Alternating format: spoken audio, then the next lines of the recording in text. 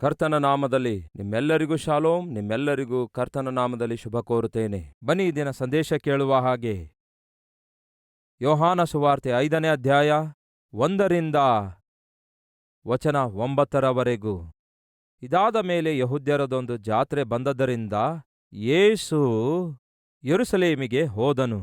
ಯೆರೂಸಲೇಮಿನಲ್ಲಿ ಕುರಿ ಅಗಸೆ ಬಾಗಿಲಿನ ಹತ್ತಿರದಲ್ಲಿ ಒಂದು ಕೊಳವಿದೆ. ಇದಕ್ಕೆ ಇಬ್ರಿಯ ಮಾತಿನಲ್ಲಿ ಬೆತ್ಸಥಾ ಎಂದು ಹೆಸರು. ಅಲ್ಲಿ 5 ಮಂಟಪಗಳಿವೆ. ಅವುಗಳಲ್ಲಿ ಬಹುಮಂದಿ ರೋಗಿಗಳು, ಕುರುಡರು, ಕುಂಟರು, ಮೈ ಒಣಗಿದವರು ಬಿದ್ದುಕೊಂಡಿದ್ದರು. ಒಬ್ಬ ದೇವದೂತನು ಆಗಾಗ್ಗೆ ಕೊಳದಲ್ಲಿ ಇಳಿದು ಬಂದು ನೀರನ್ನು ಉಕ್ಕಿಸುವನು. ನೀರನ್ನು ಉಕ್ಕಿಸಿದ ಮೇಲೆ ಮೊದಲು ಒಳಕ್ಕೆ ಹೋದವನು ಯಾವ ರೋಗದಲ್ಲಿ ಬಿದ್ದಿದ್ದರೂ ಸ್ವಸ್ಥವಾಗುವನು. ಅಲ್ಲಿ 38 ವರ್ಷದಿಂದ ರೋಗಿಯಾಗಿದ್ದ ಒಬ್ಬ ಮನುಷ್ಯನಿದ್ದನು. ಅವನು ಬಿದ್ದಿರುವುದನ್ನು ಯೇಸು ಕಂಡು, ಇವನು ಹೀಗಾಗಿ ಬಹುಕಾಲವಾಗಿದೆ ಎಂದು ತಿಳಿದು, ನಿನಗೆ ಸ್ವಸ್ಥವಾಗಲಿಕ್ಕೆ ಮನಸ್ಸುಂಟೋ ಎಂದು ಅವನನ್ನು ಕೇಳಿದ್ದಕ್ಕೆ ಆ ರೋಗಿಯು, ಸ್ವಾಮೀ, ನೀರು ಉಕ್ಕುವಾಗ ನನ್ನನ್ನು ಕೊಳದೊಳಗೆ ಇಳಿಸುವವರು ಒಬ್ಬನೂ ಇಲ್ಲ. ನಾನು ಬರುವುದರೊಳಗೆ ನನಗಿಂತ ಮುಂದಾಗಿ ಮತ್ತೊಬ್ಬನು ಇಳಿಯುತ್ತಾನೆ ಅಂದನು. ಯೇಸು ಅವನಿಗೆ, ಎದ್ದು ನಿನ್ನ ಹಾಸಿಗೆಯನ್ನು ಹೊತ್ತುಕೊಂಡು ನಡೆ ಎಂದು ಹೇಳಿದನು. ಆ ಕ್ಷಣವೇ ಆ ಮನುಷ್ಯನು ಸ್ವಸ್ಥನಾಗಿ ತನ್ನ ಹಾಸಿಗೆಯನ್ನು ಹೊತ್ತುಕೊಂಡು ನಡೆದನು. ಯೇಸು ಕ್ರಿಸ್ತನು ಮಾಡಿರುವಂತಹ 33 ಅದ್ಭುತಗಳ ಕುರಿತು ಲಿಖಿಸಲ್ಪಟ್ಟಿದೆ. ಆ 33 ಅದ್ಭುತಗಳಲ್ಲಿ ಈಗ ನಾವು ಧ್ಯಾನಿಸುತ್ತಿರುವ ಅದ್ಭುತ ಯೆರೂಸಲೇಮಿನಲ್ಲಿ ಸಂಭವಿಸಿದೆ. ಅದಕ್ಕಿಂತ ಮುಂಚೆ ನಾವು ನೋಡಿದ ಅದ್ಭುತ ಹೆಚ್ಚು ಶೇಕಡ ಗಲಿಲಾಯ ಸಮುದ್ರ ತೀರದಲ್ಲಿ ಕಪೆರ್ನೌಮ್ ಎಂಬ ಪಟ್ಟಣದಲ್ಲಿ ಕಾನಾ ಎನ್ನುವಂತಹ ಪ್ರಾಂತ್ಯದಲ್ಲಿ ನಡೆದ ಅದ್ಭುತಗಳ ಕುರಿತು ಧ್ಯಾನಿಸಿದೆವು. ಈಗ ಯೇಸು ಕ್ರಿಸ್ತನು ಯೆರೂಸಲೇಮಿಗೆ ಬಂದಿದ್ದಾರೆ. ವಿಷಾದಕರವಾದ, ದುರದೃಷ್ಟವಾದ, ದುಃಖಕರವಾದ ಸಂಗತಿಯೇನೆಂದರೆ, ಯೆರೂಸಲೇಮಿಗೆ ಯಾವತ್ತಾಗಲಿ ಯೇಸು ಕ್ರಿಸ್ತನು ಬಂದಾಗ ಅದೇನೋ ಯೆರೂಸಲೇಮಿನಲ್ಲಿರುವಂತಹ ಸೇವಕರು, ಧರ್ಮಶಾಸ್ತ್ರ ಉಪದೇಶಕರು, ಮಹಾಯಾಜಕರು, ಶಾಸ್ತ್ರಿಗಳು ಯೇಸು ಕ್ರಿಸ್ತನು ಪ್ರಕಟಿಸುತ್ತಿರುವಂತಹ ಸತ್ಯವನ್ನು, ಯೇಸು ಕ್ರಿಸ್ತನು ಮಾಡುತ್ತಿರುವಂತಹ ಮಹತ್ಕಾರ್ಯಗಳನ್ನು ಅಂಗೀಕರಿಸುವುದರ ಬದಲಿಗೆ ಬಹಳವಾಗಿ ತಿರಸ್ಕರಿಸುತ್ತಾರೆ. ಅಂದರೆ ಯೇಸು ಕ್ರಿಸ್ತನು ಯೆರೂಸಲೇಮಿಗೆ ಬಂದಿರುವ ಪ್ರತಿ ಸಾರಿ ಸ್ವಲ್ಪ ಮಟ್ಟಿಗೆ ತಿರಸ್ಕಾರವನ್ನು ಆತನು ಎದುರಿಸಬೇಕಾಯಿತು. ಆತನು ಯಾರನ್ನು ಬಹಳವಾಗಿ ಪ್ರೀತಿಸಿದನೋ, ಯಾವ ಪಟ್ಟಣವನ್ನು ಬಹಳವಾಗಿ ಪ್ರೀತಿಸಿದನೋ, ಆ ಪಟ್ಟಣದಲ್ಲಿರುವ ಸೇವಕರೇ, ಮಹಾಯಾಜಕರೇ ಯೇಸು ಕ್ರಿಸ್ತನನ್ನು ಬಹಳವಾಗಿ ತಿರಸ್ಕರಿಸ್ತಾರೆ. ಮತ್ತೊಮ್ಮೆ ಹೇಳ್ತೇನೆ ಕೇಳಿ, ಎಲ್ಲರೂ ನನ್ನನ್ನೇ ಪ್ರೀತಿಸಬೇಕು, ಎಲ್ಲರೂ ನನ್ನ ಒಳ್ಳೆತನ ಗುರುತಿಸಬೇಕು, ಎಲ್ಲರೂ ನನ್ನೊಂದಿಗೆ ಸಮಾಧಾನವಾಗಿರಬೇಕು, ಎಲ್ಲರೂ ನನ್ನನ್ನೇ ಅರ್ಥ ಮಾಡಿಕೊಳ್ಳಬೇಕು ಎಂದು ನೀವು ಆಶಿಸುವುದು ತಪ್ಪಲ್ಲ. ಆದರೆ ಅದು ಕೂಡ ಸಾಧ್ಯ ಇರಲ್ಲ. ಅರ್ಥ ಮಾಡಿಕೊಳ್ಳಿರಿ ಸಹೋದರ ಸಹೋದರಿಯರೇ. ನೀವು ಎಷ್ಟೇ ಒಳ್ಳೆಯವರಾಗಿದ್ರು, ನೀವು ಎಷ್ಟೇ ಆತ್ಮಿಕರಾಗಿದ್ರು, ಎಷ್ಟೇ ದೇವರನ್ನು ಸೇವಿಸುತ್ತಾ ಇದ್ರು, ಎಷ್ಟೇ ದೊಡ್ಡ ಸೇವೆ ಮಾಡ್ತಾ ಇದ್ರು, ನಿಮ್ಮನ್ನು ದ್ವೇಷಿಸುವಂಥವರು, ದೂಷಿಸುವಂಥವರು, ವಿರೋಧಿಸುವಂಥವರು, ವಿಮರ್ಶಿಸುವಂಥವರು, ನಿಮ್ಮ ಮೇಲೆ ಕಲ್ಲೆಸೆಯುವವರು, ನಿಮ್ಮ ಕುರಿತು ತಪ್ಪಾಗಿ ಮಾತಾಡುವಂಥವರು, ನಿಮ್ಮ ಹಿಂದೆ ಕುಣಿ ಅಗಿಯುವಂಥವರು ಸಾಧಾರಣವಾಗಿ, ಸಹಜವಾಗಿ ಇರುತ್ತಾರೆ. ಅಂತಹ ಸಂದರ್ಭ ನಿಮ್ಮ ಜೀವಿತದಲ್ಲಿ ಧಾವಿಸುವಾಗ ನೀವು ನಿರುತ್ಸಾಹ ಪಡಬಾರದು, ನಿರಾಶೆಗೆ ಒಳಗಾಗಬಾರದು. ಯಾಕೆ ಅವಳು ನನಗಿಂತಹ ಮಾತಾಡಿದಳು? ಯಾಕೆ ನನಗೆ ಅವನು ಇಂತಹ ಮಾತಾಡಿದನು? ಯಾಕೆ ನನಗೆ ಅಪಾರ್ಥ ಮಾಡಿಕೊಳ್ತಿದ್ದಾರೆ? ಯಾಕೆ ನನಗೆ ವಿರುದ್ಧವಾಗಿ ಮಾತಾಡ್ತಿದ್ದಾರೆ? ಯಾಕೆ ನನ್ನ ಹಿಂದೆ ಕುಣಿ ಅಗಿಯುತ್ತಿದ್ದಾರೆ? ನಾನೇನ್ ತಪ್ಪು ಮಾಡಿದ್ದೇನೆ? ಅವರಿಗೇನಾದ್ರೂ ಅನ್ಯಾಯ ಮಾಡಿದ್ದೇನೋ? ಅವರಿಗೇನಾದ್ರೂ ದ್ರೋಹ ಮಾಡಿದ್ದೇನೋ? ಅವರಿಗೆ ಒಳ್ಳೆಯದನ್ನೇ ಮಾಡುವ ಪ್ರಯತ್ನ ಮಾಡಿದ್ದೇನಲ್ಲವೋ? ಅವರನ್ನು ಮನಪೂರ್ವಕವಾಗಿ ಪ್ರೀತಿಸಿದ್ದೇನಲ್ಲವೇ? ಅವ್ರು ಚೆನ್ನಾಗಿರ್ಬೇಕೆಂದು ಕೋರಿಕೊಂಡೇನಲ್ಲವೇ? ಅವ್ರು ಚೆನ್ನಾಗಿರುವುದಕ್ಕಾಗಿ ಕೈಲಾದ ಸಹಾಯ ಮಾಡಿದ್ದೇನಲ್ಲವೇ? ಆದಾಗ್ಯೂ ಯಾಕೆ ನನ್ನ ವಿರುದ್ಧ ತಪ್ಪು ಮಾತಾಡ್ತಿದ್ದಾರೆ? ಯಾಕೆ ನನ್ನ ಹಿಂದೆ ಕುಣಿ ಅಗಿಯುತ್ತಿದ್ದಾರೆ? ಯಾಕೆ ನನಗೀಗೆ ಎಂದು ನೀವು ಪ್ರಶ್ನಿಸಿಕೊಳ್ಳುವವರೆಗೂ ನಿಮಗೆ ಉತ್ತರ ದೊರಕುವ ಸಾಧ್ಯತೆಯೇ ಇರಲ್ಲ ಪ್ರಿಯರೇ. ಎಲ್ಲರೂ ನನ್ನನ್ನು ಪ್ರೀತಿಸಿ, ಎಲ್ಲರೂ ನನ್ನನ್ನು ಅಂಗೀಕರಿಸಬೇಕು ಎಂದು ಯಾವತ್ತೂ ಆಶಿಸಬೇಡಿರಿ. ಅದು ಸಾಧ್ಯವೇ ಇಲ್ಲ ಪ್ರಿಯರೇ. ಯೇಸು ಕ್ರಿಸ್ತನನ್ನೇ ಎಲ್ಲರೂ ಪ್ರೀತಿಸಲಿಲ್ಲ. ನಿಮಗೊಂದು ವಿಷಯ ಗೊತ್ತಾ? ಪ್ರಪಂಚದಲ್ಲೇ ಅತ್ಯಧಿಕವಾಗಿ ಪ್ರೀತಿಸಲ್ಪಡುವ ಲೋಕರಕ್ಷಕನು ಯಾರಾಗಿದ್ದಾರೆ ಹೇಳಿ? ಹೇಳ್ತೇನೆ ಕೇಳಿ, ಕರ್ತನಾದ ಯೇಸು ಕ್ರಿಸ್ತನು. ಪ್ರಪಂಚದಲ್ಲೇ ಅತ್ಯಧಿಕವಾಗಿ ದ್ವೇಷಿಸಲ್ಪಡುವ ದೇವರು ಯಾರು ಹೇಳಿ? ಕರ್ತನಾದ ಯೇಸು ಕ್ರಿಸ್ತನೇ. ಕೆಲವೊಂದು ಮನೆಗಳಲ್ಲಿ ಬೇರೆ ಯಾರ ಕುರಿತು ಮಾತಾಡಿದ್ರೂ ಸಹ ಯಾವ ವಿರುದ್ಧ ಇರಲ್ಲ. ಆದರೆ ಹೆಂಡತಿ ತನ್ನ ಗಂಡನಿಗೆ, ಏನ್ರಿ ಯೇಸುವಿನ ಬಗ್ಗೆ ಕೇಳಿದ್ದೀರಾ? ಏನಂದೆ? ಅದೇ ಯೇಸು. ಬಾಯ್ ಮುಚ್ಚು. ಆ ಹೆಸರು ಎತ್ತಿದೀಯಂದ್ರೆ ಸುಮ್ಮನೆ ಇರಲ್ಲ. ನಮ್ಮ ಮನೆಯಲ್ಲಿ ಅಂತಹ ವಾತಾವರಣ 30-40 ವರ್ಷಗಳ ಹಿಂದೆ ನಾನು ನೋಡಿದ್ದೆ. ಬೇರೆ ಯಾವ ಪುಸ್ತಕ ಓದಿದ್ರೂ ಕೂಡ ಯಾರೂ ಲೆಕ್ಕಿಸುವುದಿಲ್ಲ. ಏನಾದ್ರೂ ಮರೆತು ಬೈಬಲ್ ಏನಾದ್ರೂ ಮನೆಗೆ ತಂದ್ರೆ, ಏನಾದ್ರೂ ಹೆಂಡತಿ ಬೈಬಲ್ ತೆರೆದು ಓದುವುದನ್ನು ನೋಡಿದ್ರೆ ಟಾಪ್ ಹಾರ್ ಹೋಗ್ಲೇಬೇಕು. ಯಾರ ಕುರಿತಾಗಿ ಮಾತಾಡಿದ್ರೂ ಸಹ ಯಾವ ತೊಂದರೆ ಮನೆಯಲ್ಲಿರಲ್ಲ. ಆದರೆ ಯೇಸುವಿನ ಬಗ್ಗೆ ಮಾತಾಡಿದ್ರೆ ಸಾಕು, ಜಗಳ ಶುರು ಆಗುತ್ತೆ. ಯಾಕೆ ಯೇಸು ಕ್ರಿಸ್ತನ ಕುರಿತಾಗಿ ಮಾತಾಡಿದ್ರೆ ಅಷ್ಟೊಂದು ಕೋಪ? ಯಾಕೆ ಯೇಸು ಅಂದ್ರೆ ಅಷ್ಟೊಂದು ದ್ವೇಷ? ಹೇಳಿದೇನಲ್ಲ ಪ್ರಿಯರೇ, ಈ ಲೋಕದಲ್ಲಿ ಅತ್ಯಧಿಕವಾಗಿ ಪ್ರೀತಿಸಲ್ಪಡುತ್ತಿರುವ, ಆರಾಧಿಸಲ್ಪಡುತ್ತಿರುವ ದೇವರು ಯಾರು ಗೊತ್ತಾ? ಕರ್ತನಾದ ಯೇಸು ಕ್ರಿಸ್ತನು. ಅದೇ ಸಮಯದಲ್ಲಿ ಅತ್ಯಧಿಕವಾಗಿ ದ್ವೇಷಿಸಲ್ಪಡುತ್ತಿರುವ, ದೂಷಿಸಲ್ಪಡುತ್ತಿರುವ ದೇವರು ಯಾರು ಹೇಳ್ರಿ? ಯೇಸು ಕ್ರಿಸ್ತನು. ಏನ್ ಅರ್ಥ ಆಗುತ್ತೆ ನಿಮಗೆ? ಯೇಸು ಕ್ರಿಸ್ತನನ್ನೇ ಎಲ್ಲರೂ ಅಂಗೀಕರಿಸಲಾರದೇ ಇರುವಾಗ ಆತನನ್ನು ಹಿಂಬಾಲಿಸುತ್ತಿರುವ ನಿಮ್ಮನ್ನು ಹೇಗೆ ಅಂಗೀಕರಿಸುತ್ತಾರೆ ಹೇಳ್ರಿ? ಯೇಸು ಕ್ರಿಸ್ತನನ್ನೇ ಎಲ್ಲರೂ ಪ್ರೀತಿಸದೇ ಇರುವಾಗ ನಿಮ್ಮನ್ನು ಹೇಗೆ ಪ್ರೀತಿ ಮಾಡ್ತಾರೆ ಹೇಳಿ? ದಯವಿಟ್ಟು ಎಲ್ಲರೂ ನಿಮ್ಮನ್ನೇ ಪ್ರೀತಿಸಬೇಕೆಂದು, ಎಲ್ಲರೂ ಅಂಗೀಕರಿಸಬೇಕೆಂದು, ಎಲ್ಲರೂ ನಿಮ್ಮನ್ನು ಅರ್ಥ ಮಾಡಿಕೊಳ್ಳಬೇಕೆಂದು ಯಾವತ್ತೂ ಊಹಿಸಬೇಡಿ. ಅದು ಸಾಧ್ಯ ಇಲ್ಲವೇ ಇಲ್ಲ. ಮಾತ್ರವಲ್ಲ, ಇವೆಷ್ಟೇ ಆತ್ಮಿಕರಾಗಿ ಜೀವಿಸಿದರೂ ಸಹ, ಎಷ್ಟೇ ಪ್ರೀತಿ ತೋರಿಸಿದರೂ ಸಹ ನಿಮ್ಮನ್ನು ಅಪಾರ್ಥ ಮಾಡಿಕೊಂಡು, ಬೈದಾಡಿಕೊಂಡು, ಅಸೂಯೆ ಪಟ್ಟು ನಿಮ್ಮನ್ನು ಅವಮಾನಪಡಿಸುವವರು, ಅಪನಿಂದನೆ ಹೊರಿಸುವವರು ಯಾವತ್ತೂ ಎದುರಾಗುತ್ತಲೇ ಇರ್ತಾರೆ. ಅವರೇನೋ ಮಾತಾಡಿದ್ದಕ್ಕಾಗಿ, ನಿಮ್ಮನ್ನು ತಿರಸ್ಕರಿಸಿದ್ದಕ್ಕಾಗಿ ದಯವಿಟ್ಟು ನಿರಾಶೆ, ನಿರುತ್ಸಾಹಕ್ಕೆ ಯಾವತ್ತೂ ಒಳಗಾಗಬಾರದು. ಒಮ್ಮೆ ಒಬ್ಬ ಬಡವನಿದ್ದ. ಬಡವನಾದಾಗ್ಯೂ ಒಳ್ಳೆ ಮನಸ್ಸುಳ್ಳವನಾಗಿದ್ದ. ಒಂದು ಹುಡುಗಿಯನ್ನು ಕೂಡ ಅವನು ಪ್ರೀತಿಸಿದ. ಹಾಗೆ ಆ ಹುಡುಗಿಯನ್ನು ಪ್ರೀತಿಸಿದಾಗ ಆ ಹುಡುಗಿ ಹೇಳಿರೋ ಮಾತೇನೆಂದರೆ, ನೀನು ನನ್ನನ್ನು ಪ್ರೀತಿಸಿ ನನಗಾಗಿ ಏನ್ ಬೇಕಾದ್ರೂ ಮಾಡ್ತೇನೆ ಅನ್ನುತ್ತಿ. ಆದರೆ ನಿನಗೊಂದು ವಿಷಯ ಗೊತ್ತಾ? ಏನದು? ನೀನು ಸಂಪಾದಿಸುವ ಸಂಪಾದನೆ ನನ್ನ ಒಂದು ದಿನದ ಖರ್ಚಿಗಾಗಿಯೂ ಕೂಡ ಸಾಕಾಗುವುದಿಲ್ಲ. ಅಷ್ಟೊಂದು ಐಶ್ವರ್ಯವಂತಳು ನಾನು. ನನ್ನಂತಹ ಐಶ್ವರ್ಯವಂತಳನ್ನು ನೀನು ಮದುವೆಯಾಗಿ ಯಾವ ರೀತಿ ಸುಖ ಇಡಲಿಕ್ಕಾಗತ್ತೆ? ನನ್ನ ಒಂದು ದಿನದ ಖರ್ಚಿಗೂ ಕೂಡ ನಿನ್ನ ಪೂರ್ತಿ ಸಂಬಳ ಸಾಕಾಗುವುದಿಲ್ಲ. ಹಾಗಾಗಿ ನಿನ್ನ ಸ್ಥಿತಿಗತಿಗನುಗುಣವಾದ ಹುಡುಗಿಯನ್ನೇ ಪ್ರೀತಿ ಮಾಡು. ನನ್ನಂಥವಳನ್ನು ಪ್ರೀತಿಸಬೇಡ, ಹೋಗು ಎಂದು ಅವನ ಪ್ರೀತಿಯನ್ನು ತಿರಸ್ಕರಿಸಿ ಕಳಿಸಿದಳು. ಅಯ್ಯೋ, ನಾನು ಪ್ರೀತಿಸಿದ ಹುಡುಗಿ ನನ್ನನ್ನು ತಿರಸ್ಕರಿಸಿದಳಲ್ಲವೇ ಅಂದುಕೊಂಡು ಈಗ ಅವನು ಡಿಪ್ರೆಷನ್ಗೊಳಗಾಗಬಹುದು, ಹುಚ್ಚನಾಗಬಹುದು, ತಾನು ಓದುತ್ತಿರುವ ವಿದ್ಯಾಭ್ಯಾಸವೋ ಉದ್ಯೋಗವೋ ಬಿಟ್ಟು ಅಲೆಮಾರಿಯಾಗಬಹುದು. ಆದರೆ ಆ ಹುಡುಗನು ಮಾಡಿದ್ದೇನೆಂದರೆ, ತನ್ನ ಪ್ರೀತಿ ಅವಳು ತಿರಸ್ಕರಿಸಿದಾಗ ಡಿಪ್ರೆಷನ್ಗೆ ಒಳಗಾಗ್ಲಿಲ್ಲ. ತನ್ನ ಪ್ರೀತಿ ತಿರಸ್ಕರಿಸಲ್ಪಟ್ಟಾಗ ನಿರಾಶೆ, ನಿರುತ್ಸಾಹಕ್ಕೆ ಗುರಿಯಾಗ್ಲಿಲ್ಲ. ಕಷ್ಟಪಟ್ಟು ಕೆಲಸ ಮಾಡಲು ಆರಂಭಿಸುತ್ತಾನೆ. ಕಷ್ಟಪಟ್ಟು ಉನ್ನತಕ್ಕೆ ಬರಲು ಪ್ರಯತ್ನ ಮಾಡುತ್ತಾನೆ. ಕೆಲವು ವರ್ಷಗಳ ನಂತರ ಒಂದು ರೆಸ್ಟೋರೆಂಟ್ನಲ್ಲಿ ಅವನ ಹತ್ತಿರ ಕೆಲಸ ಮಾಡುವಂತಹ ಒಬ್ಬ ಎಂಪ್ಲಾಯ್ ಕಾಣಿಸಿಕೊಳ್ತಾನೆ ರೆಸ್ಟೋರೆಂಟ್ನಲ್ಲಿ. ಆ ಎಂಪ್ಲಾಯ್ ಕಾಣಿಸಿಕೊಂಡಿದ್ದಕ್ಕೆ ಆ ಎಂಪ್ಲಾಯ್ ಓಡೋಡಿ ಬಂದು, ಸಾರ್, ನೀವ್ಯಾಕೆ ಸಾರ್ ಈ ರೆಸ್ಟೋರೆಂಟ್ಗೆ ಬಂದಿರಿ ಅಂದಾಗ, ಏನೋ ಸ್ವಲ್ಪ ತಿನ್ನೋಣ ಅಂತ ಬಂದೆ ಎಂದು ಹೇಳಿದಾಗ, ಸಾರ್, ನೀವು ರೆಸ್ಟೋರೆಂಟ್ಗೆ ಬರುವ ಅವಶ್ಯಕತೆ ಇಲ್ಲ ಸಾರ್. ಒಂದು ಆರ್ಡರ್ ಕೊಟ್ರೆ ಸಾಕು, ಎಷ್ಟೋ ಜನ ಇದ್ದೇವೆ, ನಿಮ್ಮ ಆಫೀಸ್ಗೆ ನಿಮಗೆ ಬೇಕಾದ ಫುಡ್ ತಂದು ಕೊಡ್ತಾ ಇದ್ದೇವಲ್ಲವೇ ಎಂದು ಹೇಳಿದಾಗ, ಪಕ್ಕದಲ್ಲಿರುವ ಹೆಂಡತಿಗೆ ಕರೆದು ಒಮ್ಮೆಲಿ ಬಾ ಎಂಬುದಾಗಿ ಕರೆಯುತ್ತಾನೆ. ಕರೆದಾಗ ಅವಳು ಇವನಿಗೆ ನೋಡ್ತಾಳೆ. ನೋಡಿ ಹಾಗೇ ನಿಂತ್ಕೊಳ್ತಾಳೆ. ಅದನ್ನು ಯಾಕೆ ಹಾಗೆ ನಿಂತ್ಕೊಳ್ತಿ? ಯಾರು ಗೊತ್ತಾ ಇವನು? ನೂರಾರು ಸಾವಿರಾರು ಕೋಟ್ಯಾಂತರ ಬೆಲೆ ಬಾಳುವ ಕಂಪನಿಗೆ ಇವರೇ ಸಿಇಒ ಆಗಿದ್ದಾರೆ, ನಮ್ಮ ಬಾಸ್ ಎಂದು ಹೇಳ್ತಾನೆ. ಪ್ರಿಯರೇ, ಪಕ್ಕದಲ್ಲಿರುವ ಹೆಂಡತಿ ಆಶ್ಚರ್ಯಗೊಂಡು ಹಾಗೆಯೇ ನೋಡ್ತಾ ನಿಂತ್ಕೊಂಡಳು. ಯಾಕೆ ಹಾಗೆ ನೋಡುತ್ತೀ? ಇವರೇ ನಮ್ಮ ಬಾಸ್, ನಮ್ಮ ಸಿಇಒ, ಬಹಳ ಒಳ್ಳೆಯವರು. ಸಾರ್, ಇವಳು ನನ್ನ ಹೆಂಡತಿ ಸಾರ್. ನಿಮ್ಮ ಕಂಪನಿಯಲ್ಲಿ ನಾನು ಮ್ಯಾನೇಜರ್ ಆಗಿ ಕೆಲಸ ಮಾಡ್ತಿದ್ದೇನೆಂದು ತಿಳ್ಕೊಂಡು, ಮ್ಯಾನೇಜರ್ ಆಗಿರೋದು ಒಳ್ಳೆ ಪೋಸ್ಟ್ ಅಂದುಕೊಂಡು ಇವಳು ನನಗೆ ಮದುವೆ ಆಗಿದ್ದಾಳೆ ಸಾರ್. ಇವಳು ನನ್ನ ಹೆಂಡತಿ ಸಾರ್ ಎಂದು ಪರಿಚಯಿಸಿದ. ಅವನ ಹೆಂಡತಿ ಬೇರೆ ಯಾರೋ ಅಲ್ಲ, ಈ ಸಿಇಒಗೆ ಬೇಡ ಎಂದು ತಿರಸ್ಕರಿಸಿದ ಬುದ್ಧಿ ಇಲ್ಲದವಳು. ಏನ್ ಹೇಳಬೇಕು ಅಂತ ಗೊತ್ತಾಗದೆ ತಲೆ ಬಾಗಿಸಿಕೊಂಡಳು. ಆಗ ಆಕೆ ಗಂಡ ತನ್ನ ಹೆಂಡತಿಗೆ ಒಂದು ಮಾತು ಹೇಳ್ತಾನೆ. ನಿನಗೊಂದು ವಿಷಯ ಗೊತ್ತಾ? ನಮ್ಮ ಬಾಸ್ ಬಹಳ ಒಳ್ಳೆಯವರು. ಇಲ್ಲಿಯವರೆಗೂ ಮದುವೆ ಆಗ್ಲಿಲ್ಲ. ಕಾರಣವೇನೆಂದರೆ, ಯಾರೋ ಒಬ್ಬಳು ಕೆಲಸಕ್ಕೆ ಬರದಂಥವಳು ಅವರ ಪ್ರೀತಿ ತಿರಸ್ಕರಿಸಿದಳಂತೆ. ದುಡ್ಡಿಲ್ಲದ ನೀನು ನನಗೆ ಹೇಗೆ ಪೋಷಿಸುತ್ತಿ ಅಂತ ಹೇಳಿ ಇವರ ಪ್ರೀತಿ ತಿರಸ್ಕರಿಸಿದಳಂತೆ. ಆ ಕೆಲಸಕ್ಕೆ ಬಾರದವಳು ಮಾಡಿದ ಕೆಲಸದ ನಿಮಿತ್ತ ಈ ದಿನಕ್ಕೂ ಕೂಡ ಇವರು ವಿವಾಹ ಮಾಡಿಕೊಳ್ಳಲಿಲ್ಲ. ಇಷ್ಟು ಒಳ್ಳೆ ಮನಸ್ಸುಳ್ಳವರನ್ನು ಕಳ್ಕೊಂಡಿರುವ ಆ ಕೆಲಸಕ್ಕೆ ಬರದವಳು ಯಾರೋ ಗೊತ್ತಿಲ್ಲ. ಆದ್ರೆ ಅವಳು ಏನಾದ್ರೂ ನನಗೆ ಕಾಣಿಸಿದ್ರೇ ಎಂದು ಬೈತಾನೆ. ಇಲ್ಲಿ ಅರ್ಥ ಮಾಡಿಕೊಳ್ಬೇಕಾದದ್ದೇನೆಂದರೆ, ಈ ಹುಡುಗನು ತನ್ನ ಪ್ರೀತಿಯನ್ನು ಯಾವುದೋ ಒಂದು ಹುಡುಗಿ ಅಂಗೀಕರಿಸಲಾರದಕ್ಕೆ ಡಿಪ್ರೆಷನ್ಗೊಳಗಾಗ್ಲಿಲ್ಲ. ತನ್ನ ಪ್ರೀತಿಯನ್ನು ತಿರಸ್ಕರಿಸಿದ್ದಕ್ಕಾಗಿ ತನ್ನ ಕೆಲಸವನ್ನು, ಜವಾಬ್ದಾರಿಕೆಯನ್ನು ಅಲಕ್ಷ್ಯ ಮಾಡಲಿಲ್ಲ. ಅದನ್ನು ಅವಮಾನವಾಗಿ ತೆಗೆದುಕೊಳ್ಳಲಿಲ್ಲ. ಆದರೆ ಏನ್ ಮಾಡಿದ?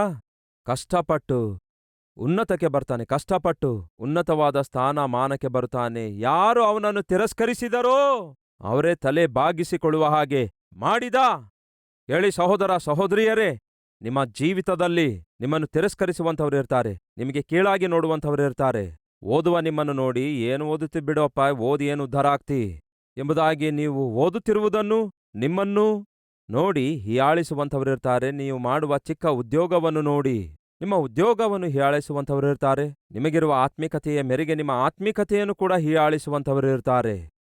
ನಿಮ್ಮ ವ್ಯಕ್ತಿತ್ವವನ್ನು ನೋಡಿ ಹೀಯಾಳಿಸುವಂಥವರಿರ್ತಾರೆ. ನೀವು ಸರಿಯಾಗಿ ಮಾತಾಡ್ಲಿಕ್ಕೆ ಬರದೇ ಇರೋದ್ರಿಂದ, ನೀವು ಮಾತಾಡುವ ವಿಧಾನ ಸರಿಯಾಗಿಲ್ಲದೆ ತೊದಳುತ್ತಾ ಮಾತಾಡ್ತಿರುವುದರಿಂದ, ನೀವು ಮಾತಾಡುವ ವಿಧಾನದ ಮೇರೆಗೋ, ನಿಮ್ಮ ರೂಪರೇಖೆಯ ಮೇರೆಗೋ, ನಿಮ್ಮ ವಿದ್ಯಾಭ್ಯಾಸದ ಮೇರೆಗೋ, ನಿಮ್ಮ ಬಡತನದ ಮೇರೆಗೋ ತಿರಸ್ಕರಿಸುವಂಥವರಿರ್ತಾರೆ, ಹೀಯಾಳಿಸುವಂಥವರಿರ್ತಾರೆ. ಹಾಗೆ ಅವರು ನಿಮ್ಮನ್ನು ಹೀಯಾಳಿಸುತ್ತಿರುವಾಗ, ತಿರಸ್ಕರಿಸುತ್ತಿರುವಾಗ, ಗೇಲಿ ಮಾಡ್ತಿರುವಾಗ, ಕೀಳಾಗಿ ನೋಡುತ್ತಿರುವಾಗ, ಮನನೊಂದ ಭಾವದೊಂದಿಗೆ, ಇನ್ಫೀರಿಯಾರಿಟಿ ಕಾಂಪ್ಲೆಕ್ಸ್ನೊಂದಿಗೆ ನೀವು ಮನಗುಂದಿದವರಾಗಿ ನಿರಾಶೆ ನಿರುತ್ಸಾಹಕ್ಕೆ ಒಳಗಾಗಿ, ಅಲ್ಲಸಲ್ಲದ ರೋಗಗಳನ್ನು ತಂದುಕೊಂಡು ಡಿಪ್ರೆಷನ್ಗೆ ಒಳಗಾಗಿ ಸತ್ತೋಗ್ಬಹುದು. ಇಲ್ಲವೇ ಯಾರೆಲ್ಲ ನಿಮ್ಮನ್ನು ತಿರಸ್ಕರಿಸಿದ್ದಾರೋ, ಕೀಳಾಗಿ ನೋಡಿದ್ದಾರೋ ಅಂಥವರು ಅವಮಾನದೊಂದಿಗೆ ತಲೆ ಬಾಗಿಸಿಕೊಳ್ಳುವ ಹಾಗೆ ದೇವರ ಸಹಾಯದೊಂದಿಗೆ ಉನ್ನತವಾದ ಸ್ಥಿತಿಗೆ ನೀವು ಬರಬಹುದು. ಅದನ್ನೇ ದೇವ್ರು ಕೋರಿಕೊಳ್ತಾ ಇದ್ದಾರೆ. ತಮ್ಮಂದಿರು ಕೇಳ್ತಿದ್ದೀರಾ? ತಂಗಿಯಂದಿರು ಕೇಳ್ತಿದ್ದೀರಾ? ಈ ದಿನ ಈ ಮಾತು ದೇವರು ನಿಮಗೇ ಹೇಳ್ತಿದ್ದಾರೆ, ನಿಮ್ಮ ಕುರಿತಾಗಿ ಹೇಳ್ತಿದ್ದಾರೆ. ಯಾವನೋ ಏನೋ ಅಂದಿದ್ದಕ್ಕೆ, ಯಾವಳೋ ಏನೋ ಅಂದಿದ್ದಕ್ಕೆ, ನಿಮಗೆ ಕೀಳಾಗಿ ಮಾತಾಡಿದ್ದಕ್ಕಾಗಿ, ನಿಮ್ಮ ಪ್ರೀತಿ ತಿರಸ್ಕರಿಸಿದ್ದಕ್ಕಾಗಿ, ನಿಮ್ಮನ್ನು ತಳ್ಳಿ ಹಾಕಿದ್ದಕ್ಕಾಗಿ, ಎಷ್ಟು ಕಾಲ ಅನಾವಶ್ಯಕವಾಗಿ ಡಿಪ್ರೆಷನ್ಗೆ ಒಳಗಾಗಿ, ಮಾನಸಿಕವಾಗಿ ಕುಗ್ಗಿ ಹೋಗಿ, ಸ್ಲೀಪಿಂಗ್ ಟ್ಯಾಬ್ಲೆಟ್ಸ್ ಹಾಕಿಕೊಂಡು ಮತ್ತು ಇಂಜೆಕ್ಷನ್ ಮಾಡಿಸಿಕೊಂಡು, ಕೊನೆಗೆ ಮತ್ತು ಪದಾರ್ಥಗಳನ್ನು ಆಶ್ರಯಿಸಿಕೊಂಡು ಯಾಕೆ ನಿಮ್ಮ ಶರೀರ ಹಾಳು ಮಾಡಿಕೊಳ್ತೀರಿ? ಯಾವನು ಬೇಡ ಅಂದಿದ್ದಾನೋ, ಯಾವಳು ಬೇಡ ಅಂದಿದ್ದಾಳೋ, ಯಾರು ನಿಮ್ಮನ್ನು ತಿರಸ್ಕರಿಸಿದಾರೋ, ಯಾರು ನಿಮ್ಮನ್ನು ಕೀಳಾಗಿ ನೋಡಿದಾರೋ ಅವರು ನಾಚಿಕೆ ಪಡುವ ಹಾಗೆ ನೀವು ಜಯ ಸಾಧಿಸುವಂಥದ್ದೇ ಅವರಿಗೆ ನೀವು ಕೊಡಬಹುದಾದ ಸರಿಯಾದ ಉತ್ತರವಾಗಿದೆ. ಅವರ ಕೆನ್ನೆಯ ಮೇಲೆ ನಿಮಗೆ ಹೊಡೆಯಲು ಕೈಲಾಗದಿದ್ದರೆ, ನೀವು ನಿಮ್ಮ ಜೀವಿತದಲ್ಲಿ ಉನ್ನತವಾದ ಸ್ಥಿತಿಗೆ ಸೇರುವಂಥದ್ದೇ ಚಪ್ಪಲಿ ತೆಗೆದುಕೊಂಡು ಹೊಡೆದ ಹಾಗಿರುತ್ತೆ. ಅದನ್ನು ಮಾಡಿ ನಿಮ್ಮ ಜೀವಿತದಲ್ಲಿ ಜಯ ಸಾಧಿಸಿರಿ. ಅಷ್ಟೇ ಹೊರತು ಕೆಲಸಕ್ಕೆ ಬಾರದ ಯಾವನೋ ಏನೋ ಅಂದಿದ್ದಕ್ಕೆ, ಯಾವಳೋ ಏನೋ ಅಂದಿದ್ದಕ್ಕೆ, ಅವರು ನಿಮ್ಮ ಪ್ರೀತಿ ತಿರಸ್ಕರಿಸಿದ್ದಕ್ಕೆ ನೀವು ಹುಚ್ಚರಾದ್ರೆ ಹೇಗೆ? ನೀವು ಓದುವುದನ್ನು ಬಿಟ್ರೆ ಹೇಗೆ? ಉದ್ಯೋಗ ಮಾಡೋದನ್ನು ಬಿಟ್ರೆ ಹೇಗೆ? ನೀವು ಕುಡುಕುತನ ಆಶ್ರಯಿಸಿದ್ರೆ ಹೇಗೆ? ನೀವು ದೇಶದಲ್ಲಿ ಅಲೆಮಾರಿ ಆದ್ರೆ ಹೇಗೆ? ಯಾರಿಗೆ ಪ್ರಿಯರೇ ನಷ್ಟ? ನಿಮಗೇ ನಷ್ಟ. ನಿಮ್ಮನ್ನು ಬಹಳವಾಗಿ ಪ್ರೀತಿಸಿರುವ ನಿಮ್ಮ ತಂದೆ ತಾಯಿಗಳಿಗೆ ಕಷ್ಟ. ನಿಮ್ಮ ಮೇಲೆ ಆಧಾರಗೊಂಡಿರುವ ನಿಮ್ಮ ಹೆಂಡತಿ ಮಕ್ಕಳಿಗೆ ಶಾಪ. ಹಾಗಾಗಿ ಯಾವತ್ತೇ ಆಗಲಿ, ಯಾರೇ ಆಗಲಿ ನಿಮ್ಮನ್ನು ತಿರಸ್ಕರಿಸುವಾಗ, ಕೀಳಾಗಿ ನೋಡುವಾಗ, ತಪ್ಪಾಗಿ ಮಾತಾಡಿ, ಹೀಯಾಳಿಸಿ, ಅವಮಾನಗೊಳಿಸಿ, ದೂಷಿಸಿದ್ರೂ ಸಹ ನೀವು ಮಾಡಬೇಕಾದದೇನು ಗೊತ್ತಾ?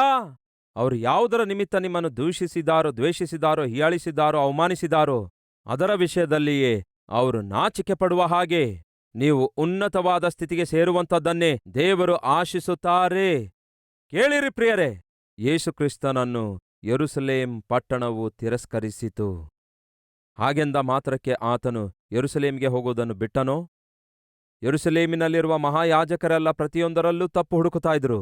ಹಾಗೆಂದ ಮಾತ್ರಕ್ಕೆ ಆತನು ತನ್ನ ಸೇವೆಯನ್ನು ಬಿಟ್ಟು ಬಿಟ್ಟನು ಪ್ರಿಯರೇ? ಬಿಟ್ಟು ಬಿಡಲಿಲ್ಲ. ಯೇಸು ಕ್ರಿಸ್ತನು ಯೆರೂಸಲೇಮಿಗೆ ಯಾಕೆ ಬಂದ್ರು ಹೇಳಿ? ಯೋಹಾನ ಸುವಾರ್ತೆ 5ನೇ ಅಧ್ಯಾಯ 1ನೇ ವಚನದಲ್ಲಿ ಯೇಸು ಯೆರೂಸಲೇಮಿಗೆ ಯಾಕೆ ಬಂದ್ರಂತೆ? ಹಬ್ಬಕ್ಕಾಗಿ ಬಂದ್ರು. ಬಹಳ ಸಂತೋಷ. ಆ ಪಟ್ಟಣ ಎಲ್ಲಿ ನೋಡಿದ್ರೂ ಸಹ ಹಬ್ಬದಿಂದ ತುಂಬಿಕೊಂಡಿತು.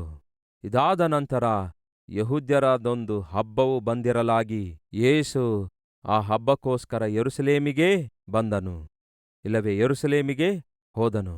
ದಯವಿಟ್ಟು ಕೇಳಿರಿ, ಯೆರೂಸಲೇಮಿನ 4 ಮೂಲೆಗಳಲ್ಲಿಯೂ ಹಬ್ಬದ ವಾತಾವರಣವಿದೆ. ಯಾವ ಮನೆಯಲ್ಲಿ ನೋಡಿದ್ರೂ ಹಬ್ಬದ ವಾತಾವರಣವಿದೆ. ಆ ಹಬ್ಬದ ವಾತಾವರಣದಿಂದ ತುಂಬಿಕೊಂಡಿರುವಂತಹ ಯೆರೂಸಲೇಮಿನಲ್ಲಿರುವ ಯಾವ ಮನೆಗೂ ಕೂಡ ಯೇಸುಕ್ರಿಸ್ತನು ದರ್ಶಿಸುವುದಕ್ಕಾಗಿ ಹೋಗಲಿಲ್ಲ ಪ್ರಿಯರೇ. ಮತ್ತೆ ಎಲ್ಲಿ ಹೋಗುತ್ತಾರೆ ಗೊತ್ತಾ ನಿಮಗೆ? ಆ ಯೆರೂಸಲೇಮಿನಲ್ಲಿ ಬೆತ್ಸತಾ ಎನ್ನುವಂತಹ ಒಂದು ಕೊಳ ಇದೆ ಅಂತೆ, ಅಲ್ಲಿಗೆ ಹೋದ್ರು ಪ್ರಿಯರೇ. ಯಾಕೆ ತಾನೇ ಆ ಪಟ್ಟಣದಲ್ಲಿ ಹಬ್ಬದ ವಾತಾವರಣ ಇದ್ದಾಗ, ಎಲ್ಲರೂ ಹಬ್ಬ ಮಾಡಿಕೊಳ್ಳುತ್ತಾ ಇರುವಾಗ, ಎಲ್ಲರೂ ಸಂತೋಷದಿಂದ ಸಂಭ್ರಮದಿಂದ ಮುಳುಗಿ ತೇಲಾಡುತ್ತಿರುವಾಗ ಯಾಕೆ ಅವರ ಬಳಿಗೆ ಹೋಗಲಿಲ್ಲ? ಯೇಸುಕ್ರಿಸ್ತನು ಈ ಲೋಕಕ್ಕೆ ಬಂದಿರೋದು ಸಂತೋಷ ಪಡುವವರಿಗೆ ಮತ್ತಷ್ಟು ಸಂತೋಷ ಕೊಡುವುದಕ್ಕಾಗಿ ಅಲ್ಲ ಪ್ರಿಯರೇ, ಈ ಲೋಕಕ್ಕೆ ಯೇಸು ಬಂದಿರೋದು ಅಳುತ್ತಿರುವವರ ಕಣ್ಣೀರನ್ನೂ ಒರೆಸುವುದಕ್ಕಾಗಿ ಯೇಸು ಈ ಲೋಕಕ್ಕೆ ಬಂದಿದ್ದಾರೆ. ದಿಕ್ಕಿಲ್ಲದಂಥವರಿಗೆ ತಾನೇ ದಿಕ್ಕಾಗುವುದಕ್ಕಾಗಿ ಈ ಲೋಕಕ್ಕೆ ಆತನು ಬಂದಿದ್ದಾನೆ. ದೀನರನ್ನೂ ಹೀನರನ್ನೂ ಎದ್ದೇಳಿಸುವುದಕ್ಕಾಗಿ ಯೇಸು ಕ್ರಿಸ್ತನು ಈ ಲೋಕಕ್ಕೆ ಬಂದಿದ್ದಾರೆ. ಅನಾಥರಾಗಿರುವವರನ್ನು, ಅಡಗಿಸಲ್ಪಟ್ಟಂಥವರನ್ನು, ತಳ್ಳಲ್ಪಟ್ಟಂಥವರನ್ನು, ಛೀ ಅಂತ ಹೇಳಿ ತಳ್ಳಿ ಹಾಕಿದಂಥವರನ್ನು ಸೇರಿಸಿಕೊಂಡು ತನ್ನ ಪ್ರೀತಿಯಿಂದ ಅವರ ಜೀವಿತದ ಮೌಲ್ಯವನ್ನು ಹೆಚ್ಚಿಸಲು ಯೇಸು ಕ್ರಿಸ್ತನು ಈ ಲೋಕಕ್ಕೆ ಬಂದಿದ್ದಾರೆ. ಆ ದಿನ ವಿಚಿತ್ರವಾಗಿ ಏನಾಯ್ತು ಗೊತ್ತಾ? ಯೆರೂಸಲೇಮ್ ಎಲ್ಲವೂ ಕೂಡ ಹಬ್ಬದಿಂದ ತುಂಬಿಕೊಂಡರೆ ಯೇಸು ಹಬ್ಬದಲ್ಲಿ ಸಂತೋಷವಾಗಿರುವವರೊಂದಿಗೆ ಸೇರಿ ಹಬ್ಬ ಮಾಡಲಿಲ್ಲ. ಯಾವುದೊಂದು ಹಬ್ಬ ಆಚರಣೆಗೆ ಒಳಗಾಗದೆ, ಸಂತೋಷ ಸವಿಯದೆ, ಆನಂದವನ್ನು ಕೂಡ ಸವಿಯಲಾರದೆ ಬೆತ್ಸತಾ ಕೊಳದ ಬಳಿಯಲ್ಲಿ ಅನೇಕ ಮಂದಿ ಗುಂಪು ಗುಂಪಾಗಿ ಬಿದ್ದಿರುವಾಗ ಅವರ ಮಧ್ಯದಲ್ಲಿ ಹೋದ್ರು. ಎಂಥವರ ಮಧ್ಯದಲ್ಲಿ ಹೋದ್ರು ಹೇಳಿ? ಸಂತೋಷವಿಲ್ಲದೆ, ಸಮಾಧಾನವಿಲ್ಲದೆ, ಶಾಂತತೆ ಇಲ್ಲದೆ, ಆರೋಗ್ಯವಿಲ್ಲದೆ, ಆನಂದವಿಲ್ಲದೆ, ದಿಕ್ಕಿಲ್ಲದೆ ಬಿದ್ದಿರುವಂಥವರ ಬಳಿಗೆ ಯೇಸು ಹೋಗುತ್ತಾರೆ ಪ್ರಿಯರೇ. ಅದೇ ಆತನ ವಿಶೇಷತೆಯಾಗಿದೆ. ಯೆರೂಸಲೇಮಿನಲ್ಲಿ ಬೆತ್ಸತಾ ಎಂಬ ಒಂದು ಕೊಳವಿತ್ತು. ಆ ಒಂದು ಕೊಳಕ್ಕೆ 5 ಮಂಟಪಗಳಿದ್ದುವು. ಯಾಕೆ ಆ ಮಂಟಪಗಳಿದ್ವು ಗೊತ್ತಾ? ಆ ಮಂಟಪದೊಳಗೆ ರೋಗದಿಂದ ಇದ್ದಂಥವರು ಬಿದ್ದುಕೊಂಡಿದ್ರು ಅಲ್ಲಿ. ಈಗ ಯೇಸು ಕ್ರಿಸ್ತನು ಯಾರ ಬಳಿಗೆ ಬರುತ್ತಾರೆ ಗೊತ್ತಾ? ದುಃಖದಿಂದಿದ್ದವರ ಬಳಿಗೆ, ವೇದನೆಯಲ್ಲಿದ್ದವರ ಬಳಿಗೆ, ಬಾಧೆಯಲ್ಲಿದ್ದವರ ಬಳಿಗೆ, ರೋಗದಲ್ಲಿದ್ದವರ ಬಳಿಗೆ ಯೇಸು ಹೋಗುತ್ತಾರೆ. ಅಂದರೆ ಅರ್ಥವೇನು? ಯೇಸು ಕ್ರಿಸ್ತನ ಕಣ್ಣು ಯಾವಾಗ್ಲೂ ಕೂಡ ಸಂತೋಷದಿಂದಿರುವವರ ಮೇಲೆ, ಸಂಭ್ರಮದಿಂದ ಆಚರಿಸುವವರ ಮೇಲೆ, ಸುಖಭೋಗದಲ್ಲಿ ಮುಳುಗಿ ತೇಲಾಡುವಂಥವರ ಮೇಲೆ ಅಲ್ಲ ಯೇಸು ಕ್ರಿಸ್ತನ ಕಣ್ಣುಗಳಿರೋದು. ಹಾಗಾದ್ರೆ ಯೇಸು ಕ್ರಿಸ್ತನ ಕಣ್ಣುಗಳು ಯಾರ ಮೇಲೆ ಇರುತ್ತವೆ ಗೊತ್ತಾ? ಕಷ್ಟಗಳಲ್ಲಿರುವವರ ಮೇಲೆ, ಕಣ್ಣೀರಿನ ಕಣಿವೆ ಹಾದು ಹೋಗುವವರ ಮೇಲೆ, ಬಾಧೆ ಹಾದು ಹೋಗುವಂಥವರ ಮೇಲೆ, ವೇದನೆ ಹಾದು ಹೋಗುವಂಥವರ ಮೇಲೆ, ಮನೋವ್ಯಥೆ ಹಾದು ಹೋಗುವವರ ಮೇಲೆ, ವ್ಯಾಧಿ ಬಾಧೆ ಹಾದು ಹೋಗುವಂಥವರ ಮೇಲೆಯೇ ನಮ್ಮ ಕರ್ತನಾದ ಯೇಸು ಕ್ರಿಸ್ತನ ಕಣ್ಣು ಯಾವಾಗ್ಲೂ ಇರ್ತವೆ. ಈ ದಿನ ಕೇಳ್ತಿದ್ದೇನೆ, ನಿಮ್ಮಲ್ಲಿ ಯಾರಾದರೂ ಸುಖಭೋಗಗಳೊಂದಿಗೆ ಸುಖಭೋಗಗಳಲ್ಲಿ ಇದ್ದೀರಾ? ಸಿರಿ ಸಂಪತ್ತುಗಳಲ್ಲಿ ಇದ್ದೀರಾ? ಆಸ್ತಿ ಪಾಸ್ತಿಗಳೊಂದಿಗೆ ಇದ್ದೀರಾ? ಇಲ್ಲವೇ ಕಷ್ಟಗಳೊಂದಿಗೆ, ಬಾಧೆಗಳೊಂದಿಗೆ, ತೊಂದರೆಗಳೊಂದಿಗೆ, ಆರ್ಥಿಕ ಸಮಸ್ಯೆಗಳೊಂದಿಗೆ, ಅನಾರೋಗ್ಯದೊಂದಿಗೆ, ಅನೇಕ ಕಷ್ಟಗಳೊಂದಿಗೆ, ಯಾರಿಗೂ ಹೇಳಿಕೊಳ್ಳಲಾರದಂತಹ ಬಾಧೆಯಲ್ಲಿದ್ದೀರಾ? ಹಾಗಾದರೆ ಕೇಳಿ ಪ್ರಿಯರೇ, ಯಾರೆಲ್ಲ ಬಾಧೆಯಲ್ಲಿರ್ತಾರೋ, ಯಾರೆಲ್ಲ ಕಷ್ಟದಲ್ಲಿರ್ತಾರೋ, ಯಾರೆಲ್ಲ ಕಣ್ಣೀರಿನ ಕಣಿವೆ ಹಾದು ಹೋಗ್ತಾರೋ ಅಂಥವರ ಮೇಲೆಯೇ ನಮ್ಮ ಕರ್ತನಾದ ಯೇಸು ಕ್ರಿಸ್ತನ ಕಣ್ಣುಗಳು ಇರುತ್ತವೆ. ಹಾಗಾದರೆ ನಿಮ್ಮೆಲ್ಲರಿಗೆ ಒಂದು ಶುಭವಾರ್ತೆ ಇದೆ. ಯಾರೆಲ್ಲ ಕಷ್ಟಗಳನ್ನು ಹಾದು ಹೋಗ್ತಾ ಇದ್ದೀರೋ, ಅಯ್ಯ ನನ್ನಂತಹ ಕಷ್ಟ ವೈರಿಗೂ ಕೂಡ ಬರಬಾರ್ದಯ್ಯ, ಅಂತಹ ಕಷ್ಟ ನಾನು ಹಾದು ಹೋಗ್ತಿದ್ದೇನೆ. ಮತ್ತೆ ಕೆಲವರು ಹೇಳ್ತಾರೆ, ನಾನು ಪಡುವ ಬಾಧೆ ಯಾರಿಗೂ ಗೊತ್ತಿಲ್ಲಯ್ಯ, ನನಗಿರುವ ಕಷ್ಟಗಳು ಯಾರಿಗೂ ಗೊತ್ತಿಲ್ಲ, ನನ್ನ ಬಾಧೆಗಳು ಯಾರಿಗೂ ಗೊತ್ತಿಲ್ಲ, ನನಗಿರುವ ರೋಗಗಳ ಬಗ್ಗೆ ಯಾರೊಂದಿಗೂ ಹೇಳಿಕೊಳ್ಳಲಿಕ್ಕಾಗಲ್ಲ ಎಂಬುದಾಗಿ ನೀವು ಅಂದ್ಕೊಳ್ತಾ ಇದ್ದೀರಿ. ಯಾರಿಗೂ ಗೊತ್ತಿಲ್ಲ ನನ್ನ ಬಾಧೆ ಎಂದು, ಯಾರಿಗೂ ಗೊತ್ತಿಲ್ಲ ನನ್ನ ಕಷ್ಟಗಳು ಎಂದು, ಯಾರಿಗೂ ಗೊತ್ತಿಲ್ಲ ನನ್ನ ಇಕ್ಕಟ್ಟು ಬಿಕ್ಕಟ್ಟು ಎಂದು ಹಾಗೆ ಅಂದುಕೊಳ್ತಾ ಇದ್ದೀರಿ ನೀವು. ಆದರೆ ಒಂದು ವಿಷಯ ಮರ್ತು ಹೋಗಿದ್ರಿ. ಏನದು? ಯೇಸು ಕ್ರಿಸ್ತನು ಎಷ್ಟೋ ದಿನಗಳಿಂದ ನಿಮ್ಮನ್ನೇ ನೋಡ್ತಿದ್ದಾರೆ, ನಿಮ್ಮನ್ನೇ ನೋಡ್ತಿದ್ದಾರೆ. ನಿಮ್ಮ ಮೇಲೆಯೇ ಆತನ ದೃಷ್ಟಿ ಇದೆ. ಉದಾಹರಣೆಗೆ, ನಿಮ್ಮ ಮನೆಯಲ್ಲಿ 4 ಮಂದಿ ಮಕ್ಕಳಿದ್ದಾರೆ ಅಂದ್ಕೊಳ್ಳಿ. ಆ 4 ಮಂದಿ ಮಕ್ಕಳಲ್ಲಿ 3 ಮಂದಿ ಮಕ್ಕಳು ಆರೋಗ್ಯವಾಗಿದ್ದಾರೆ. ಆದರೆ ಕಡೆಯ ಚಿಕ್ಕ ಮಗನಿಗೋ ಮಗಳಿಗೋ ಆರೋಗ್ಯ ಸರಿಯಾಗಿಲ್ಲ ಅಂದ್ಕೊಳ್ಳಿ. ಮೈ ಜ್ವರದಿಂದ ಸುಡುತ್ತಾ ಇದೆ ಅಂದ್ಕೊಳ್ಳಿ. ಈಗ ಅಮ್ಮಳ ಮನಸ್ಸು 4 ಮಂದಿ ಮಕ್ಕಳಲ್ಲಿ ಯಾರ ಮೇಲೆ ಇರುತ್ತೆ ಹೇಳಿ? ಹೇಳ್ತೇನೆ ಕೇಳ್ರಿ. ಯಾವ ಮಗುವಿನ ಆರೋಗ್ಯ ಸರಿಯಾಗಿರುವುದಿಲ್ಲವೋ ಆ ಮಗುವಿನ ಮೇಲಿರುತ್ತೆ ಅಲ್ಲವೇ? ಉಳಿದ ಮಕ್ಕಳನ್ನು ಹೆಚ್ಚು ಲಕ್ಷಿಸಲ್ಲ. ಅಮ್ಮ ಊಟ ಬಡಿಸು, ಅಲ್ಲಿ ಟೇಬಲ್ ಮೇಲೆ ಎಲ್ಲಾ ಊಟ ಇದೆ, ನೀವೇ ಹಾಕೊಳ್ರಿ, ಬಂದು ಬಡಿಸ್ಬಹುದಲ್ಲ. ತಮ್ಮನ ಮೈ ಹುಷಾರಿಲ್ಲ, ತಮ್ಮ ನನ್ನ ಮಡಿಲಲ್ಲಿದ್ದಾನೆ, ಹಾಗಾಗಿ ಅವನಿಗೆ ನೋಡಿಕೊಳ್ಬೇಕು, ನೀನು ಹಾಕೊಂಡು ತಿನ್ನು. ಬೇರೆ 3 ಮಕ್ಕಳು ಏನ್ ಕೇಳಿದ್ರೂ ಸಹ ಅವರಿಗೆ ಬಾಯಿಂದ ಉತ್ತರ ಕೊಡ್ತಾಳೆ ಹೊರತು ಆರೋಗ್ಯ ಸರಿಯಾಗಿಲ್ಲದಿರುವ ಮಗುವಿಗೆ ಮಾತ್ರ ದೂರ ಇಡದೆ ತನ್ನ ಮಡಿಲಲ್ಲಿಯೇ ಇಟ್ಕೊಂಡು ನೋಡಿಕೊಳ್ತಾಳೆ. ಪ್ರಿಯರೇ, ಅರ್ಥ ಆಗ್ತಿದೆಯಾ ನಿಮಗೆ?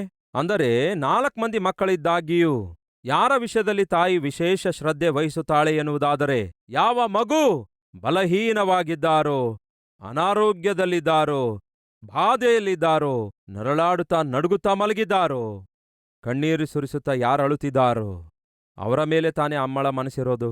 ಈ ದಿನ ಅಂತಹದೇ ಸ್ಥಿತಿ ನೀವು ಹಾದು ಹೋಗುವುದಾದರೆ ನಿಮಗೊಂದು ಶುಭವಾರ್ತೆ. ನಿಮ್ಮ ಮೇಲೆಯೇ ನಮ್ಮ ಕರ್ತನಾದ ಯೇಸು ಕ್ರಿಸ್ತನ ಮನಸ್ಸೆಲ್ಲ ಇರೋದು. ಆ ದಿನ ಪಟ್ಟಣವೆಲ್ಲ ಸಂತೋಷದಿಂದ ಸಂಭ್ರಮ ಮಾಡಿಕೊಳ್ತಿರುವಾಗ ಯೇಸು ಅವರ ಬಳಿಗೆ ಹೋಗಲಿಲ್ಲ ಪ್ರಿಯರೇ. ಎಲ್ಲಿ ಜನರು ಅನಾರೋಗ್ಯದಿಂದ, ವ್ಯಾಧಿಯಿಂದ, ಬಾಧೆಯಿಂದ, ಮಾನಸಿಕವಾಗಿ, ಶಾರೀರಿಕವಾಗಿ, ಆರ್ಥಿಕವಾಗಿ ಚದರಿ ಹೋಗಿದ್ದಾರೋ, ಪ್ರೀತಿ, ಅನುರಾಗ, ಅನುಬಂಧ, ಆತ್ಮಿಕತೆಯನ್ನು ಅನುಭವಿಸಲಾರದೆ ಎಲ್ಲಿ ಬಿದ್ದುಕೊಂಡಿದ್ರೋ ಅಲ್ಲಿಗೆ ಯೇಸುಕ್ರಿಸ್ತನು ಬರ್ತಾರೆ. ಈ ದಿನ ನಮ್ಮ ಮಧ್ಯೆ ಯಾರಾದರೂ ಇದ್ದೀರಾ? ನನ್ನ ಕಷ್ಟ ಯಾರಿಗೂ ಗೊತ್ತಿಲ್ಲ, ನನ್ನನ್ನು ಯಾರೂ ಲಕ್ಷಿಸಲ್ಲ, ಗಂಡ ನನ್ನನ್ನು ಪ್ರೀತಿಸಲ್ಲ, ಹೆಂಡತಿ ನನ್ನನ್ನು ಪ್ರೀತಿಸಲ್ಲ, ನನ್ನ ಹೆಂಡತಿ ನನ್ನನ್ನು ಪ್ರೀತಿಸಲ್ಲ, ಹೆತ್ತ ಮಕ್ಕಳು ಕೂಡ ನನಗೆ ಕನಿಷ್ಠ ಸರಿಯಾಗಿ ನೋಡಿಕೊಳ್ತಾ ಇಲ್ಲ, ನನ್ನ ಬದುಕು ಇನ್ನಿಷ್ಟೇ, ಯಾರು ನೋಡಿಕೊಳ್ತಾರೆ ಎಂದು ಅಂದ್ಕೊಳ್ತಾ ಇದ್ದೀರಾ? ಮತ್ತೊಮ್ಮೆ ಹೇಳ್ತೇನೆ, ನಿಮ್ಮ ಹೆತ್ತ ಮಗನು ಹೆತ್ತ ಮಗಳು ಸರಿಯಾಗಿ ನಿಮ್ಮನ್ನು ನೋಡಿಕೊಳ್ದೇ ಇರಬಹುದು, ಕಟ್ಕೊಂಡಿರುವ ಗಂಡ ಸರಿಯಾಗಿ ನೋಡ್ಕೊಳ್ದಿರ್ಬೋದು, ನಿಮ್ಮ ಹೆಂಡತಿ ನಿಮ್ಮನ್ನು ಲೆಕ್ಕಿಸದೇ ಇರಬಹುದು. ನಿಮ್ಮ ಸ್ವಂತ ಜನರೇ ನಿಮ್ಮ ಕುರಿತು ಆಲೋಚಿಸಿ ಒಂದು ಫೋನ್ ಕಾಲ್ ಮಾಡಿ ಹೇಗಿದ್ದೀರಿ ಎಂದು ಕೇಳದಿದ್ದರೂ ಸಹ ನಿಮಗಿರುವ ಒಂದು ಶುಭವಾರ್ತೆ ಏನೆಂದರೆ, ಪ್ರಪಂಚವನ್ನೇ ಪರಿಪಾಲಿಸುವಂತಹ ಮಹಾ ದೊಡ್ಡ ದೇವರು ನಿಮ್ಮ ಕಡೆಗೆ ನೋಡ್ತಿದ್ದಾರೆ, ನಿಮ್ಮನ್ನೇ ನೋಡ್ತಿದ್ದಾರೆ, ನಿಮ್ಮನ್ನೇ ಗಮನಿಸುತ್ತಿದ್ದಾರೆ ಎಂಬ ಈ ವಾಸ್ತವವನ್ನು ನೀವು ತಿಳಿದುಕೊಳ್ಳುವುದಾದರೆ, ಈಗ ಹೇಳ್ತೇನೆ ಕೇಳಿ, ಪ್ರಪಂಚವೆಲ್ಲ ನಿಮ್ಮನ್ನು ಲಕ್ಷಿಸಿ ನಿಮ್ಮ ಕುರಿತಾಗಿ ಮಾತಾಡಿಕೊಂಡು ನಿಮ್ಮನ್ನು ಪರಾಂಬರಿಸಿದರು, ಪ್ರಪಂಚವನ್ನೇ ಸೃಷ್ಟಿಸಿರುವ ದೇವರು ನಿಮ್ಮನ್ನು ಲಕ್ಷಿಸದೇ ಇದ್ದರೆ ಪ್ರಯೋಜನ ಏನೂ ಇಲ್ಲ. ಪ್ರಪಂಚವೆಲ್ಲಾ ನಿಮ್ಮನ್ನು ಏಕಾಂಗಿಯಾಗಿ ಬಿಟ್ಟು ಬಿಟ್ಟರೂ ಸಹ ಪ್ರಪಂಚವನ್ನೇ ಸೃಷ್ಟಿಸಿರುವ ದೇವರೇ ನಿಮ್ಮ ಪಕ್ಕದಲ್ಲಿದ್ದಾರಂದ್ಕೊಳ್ಳಿ, ಅದಕ್ಕಿಂತ ಮಹಾ ದೊಡ್ಡ ಭಾಗ್ಯವೂ ಮತ್ತೊಂದಿಲ್ಲ. ಈ ದಿನ ಕೇಳಿರಿ ಪ್ರಿಯರೇ, ದೇವರ ಮಗುವಾಗಿ ಜೀವಿಸುತ್ತಿರುವ ನೀವು, ನನ್ನ ಮಗನು ಸರಿಯಾಗಿ ನೋಡ್ಕೊಳ್ತಿಲ್ಲ, ಮಗಳು ಸರಿಯಾಗಿ ನೋಡ್ಕೊಳ್ತಿಲ್ಲ, ಗಂಡ ಸರಿಯಾಗಿ ನೋಡ್ಕೊಳ್ತಿಲ್ಲ, ಹೆಂಡತಿ ಸರಿಯಾಗಿ ನೋಡ್ಕೊಳ್ತಾ ಇಲ್ಲ, ಸೊಸೆ ಸರಿಯಾಗಿ ನೋಡ್ಕೊಳ್ತಾ ಇಲ್ಲ, ಅತ್ತೆ ಸರಿಯಾಗಿ ನೋಡ್ಕೊಳ್ತಾ ಇಲ್ಲ ಎಂದು ಬಹಳ ಬಾಧೆಪಟ್ಟು ಮನಸ್ಸಲ್ಲಿ ನೊಂದುಕೊಳ್ತಾ ಇದ್ದೀರಿ. ಆದರೆ ಇವರು ಈ ದಿನ ಇರ್ತಾರೆ, ನಾಳೆ ಇರಲ್ಲ. ಯಾರು ಶಾಶ್ವತ ಹೇಳ್ರಿ? ನಿಮ್ಮ ಮಗಳು ಶಾಶ್ವತವೋ? ನಿಮ್ಮ ಮಗನು ಶಾಶ್ವತವೋ? ನಿಮ್ಮ ಗಂಡನು ಶಾಶ್ವತವೋ? ನಿಮ್ಮ ಹೆಂಡತಿ ಶಾಶ್ವತವೋ? ಯಾರೂ ಶಾಶ್ವತವಲ್ಲ. ಈ ದಿನ ಇರ್ತಾರೆ, ನಾಳೆ ಮಾಯವಾಗಿ ಹೋಗ್ತಾರೆ. ಆ ರೀತಿ ಹೇಳಬೇಕಾದ್ರೆ ನಾವು ಕೂಡ ಶಾಶ್ವತವಾದವರು ಅಲ್ಲವೇ ಅಲ್ಲ. ನೀವು ಹೊರಟು ಹೋದ ನಂತರ ಒಂದು 10 ದಿನ ಅಳ್ತಾರೆ. ಈ ದಿನಮಾನಗಳಲ್ಲಿ 10 ದಿನವೂ ಕೂಡ ಯಾರೂ ಅಳ್ತಾ ಇಲ್ಲ. ಅಷ್ಟಕ್ಕೂ ಸತ್ತ ದಿನ ಅಳುವುದೇ ದೊಡ್ಡ ಕಷ್ಟ ಆಗ್ಬಿಡ್ತಿದೆ. ಸೊ ನೀವು ತೀರಿ ಹೋದ ನಂತರ ಆ ದಿನ ಹತ್ರೆ ಬಹಳ ದೊಡ್ಡದು, ಇನ್ನು 2 ದಿನ ಹತ್ರೆ ಬಹಳ ದೊಡ್ಡದು, ಇನ್ನು 4ನೇ ದಿನಕ್ಕೆ 5ನೇ ದಿನಕ್ಕೆ ಎಲ್ಲಿಡ್ಬೇಕು ಮಕ್ಕಳೇ ಈ ಫೋಟೋ? ಇಲ್ಲಿ ಹಾಕೋಣವೋ ಅಲ್ಲಿ ಹಾಕೋಣವೋ ಅಲ್ಲಿ ಹಾಕೋಣವೋ ಎಂದು ಯೋಚಿಸಿ, ಇಲ್ಲಿ ಹಾಕೋಣವೇ? ಬೇಡ ಬೇಡ, ಇಲ್ಲಿ ಬೇಡ. ಹೋಗ್ಲಿ, ಇಲ್ಲಿ ಹಾಕೋಣವೇ? ಇಲ್ಲೂ ಕೂಡ ಬೇಡ. ಮತ್ತೆ ಅಲ್ಲಿ ಹಾಕೋಣವೇ? ಆ ಫೋಟೋ ತೆಗೆದು ಮೊದಲು ಪಕ್ಕದಲ್ಲಿಡು, ಮಾಡಬೇಕಾದ ಕೆಲಸ ಬಹಳ ಇದೆ ಎಂದು ಹೇಳಿ ಫೋಟೋ ಕೂಡ ಹಾಕೋದಿಲ್ಲ. ಬ್ರದರ್, ನಿಮಗೆ ಅರ್ಥ ಆಗ್ತಿದೆಯಾ? ಅಮ್ಮ, ಸಹೋದರಿ, ನಿಮ್ಗೆ ಅರ್ಥ ಆಗ್ತಿದೆಯಾ? ನಮ್ಮ ಬಂಗಾರ, ನನ್ನ ಬಂಗಾರ, ನನ್ನ ಮಗನೂ ನನ್ನ ಮಗಳೂ ಎಂದು ಹೇಳ್ತಾ ಮಗನಿಗಾಗಿ ಮಗಳಿಗಾಗಿ ನೀವು ರಾತ್ರಿ ಹಗಲು ಕಷ್ಟಪಟ್ಟು ದುಡಿದು ನಿಮ್ಮ ಪ್ರಾಣವನ್ನು, ಆರೋಗ್ಯವನ್ನು, ಸಮಸ್ತವನ್ನು ಪಣವಾಗಿಟ್ಟು ಮಗನು ಮಗನು, ಮಗಳು ಮಗಳು, ಮಗಳು ಮಗಳು, ಮಗನು ಮಗನು ಅನ್ನುತ್ತೀರಿ. ನೀವು ಹೋದ ನಂತರ ಫೋಟೋ ಹಾಕುವುದಕ್ಕೂ ಕೂಡ ಅವರಿಗೆ ತಾಳ್ಮೆ ಇರಲ್ಲ, ಟೈಮ್ ಇರಲ್ಲ. ನೀವು ಹೋದ ನಂತರ 10 ದಿನದಲ್ಲಿ ಮರ್ತೋಗ್ತಾರೆ ಪ್ರಿಯರೇ.